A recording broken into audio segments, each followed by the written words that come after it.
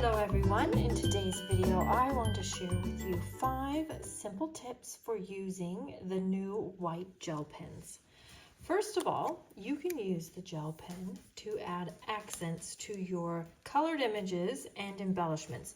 For this sample, I'm going to just show you how you can use it to add an accent to this die cut. So I've got the cherry from the Made with Sweetness die set, and I've just added a little shine on the side to accentuate the round shape. Now you do want to let this gel pen dry just for a few minutes, especially if you've put it on quite thick like I have. And you'll notice that it does apply quite generously and flows freely. Now a little tip for these cherries, my friend Caitlin showed me this. This little slit is not only for accents, but also you can slip the cherry stem right down in there. And that way you can have the cherry stem going this way to the left or to the right, because both ends have that little topper on them, and then just use a dimensional to hold that in place. So here's my finished project, using the white gel pen as a little bit of an accent. And then I made another one here. This one uses Flirty Flamingo and this one is Strawberry Slush. I think both look pretty fantastic with that hydrangea hue background.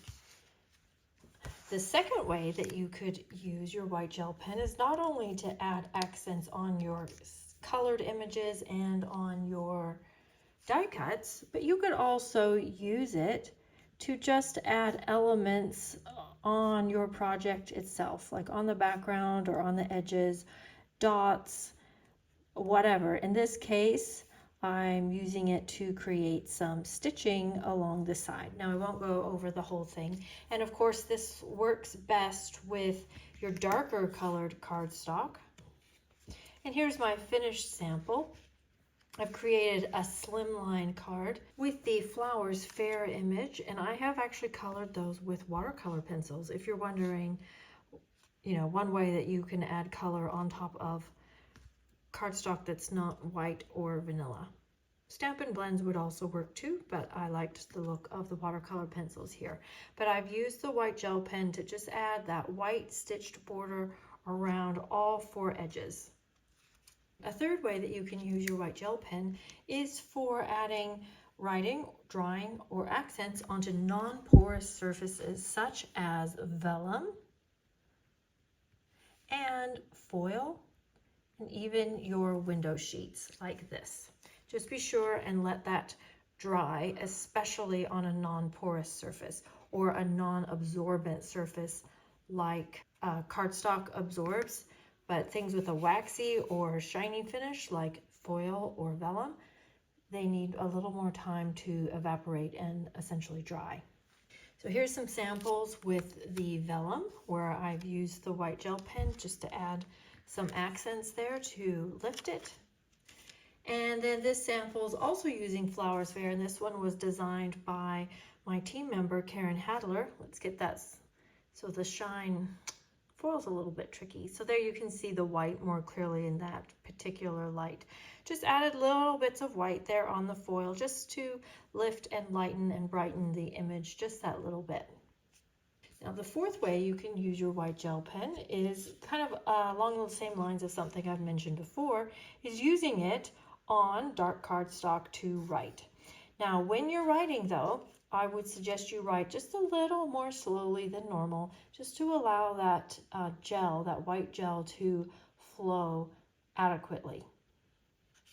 And then the fifth way that you can use the white gel pen is to touch up and fix your white embossing.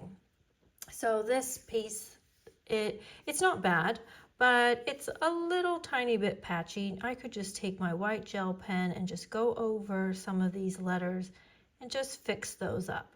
I actually think what happened here is I got a little bit of black powder mixed in with my white powder, just a few little, specks of it, but it's enough to make it a little bit patchy. So you can use that to fix it, or if you've missed a bit, you can use that to fix it. The other way you can use that, which is kind of a hybrid of the last two tips, using it to write on cardstock and to fix embossing, is you could use this even in place of heat embossing. So I'm going to write on this little sign, and there you go. So quick and easy, and then you can personalize it to someone's name or any particular special greeting that we may not have a stamp for. There are my tips. I hope you've enjoyed that and you get lots of use out of your white gel pen. And if you don't have one yet, you can add that to your next order. The link is in the video description. I love sharing crafting tips. Please drop my channel a follow, ring the bell to be notified when I post new content, and leave me a comment. This is Jackie Williams, and I'll see you next video.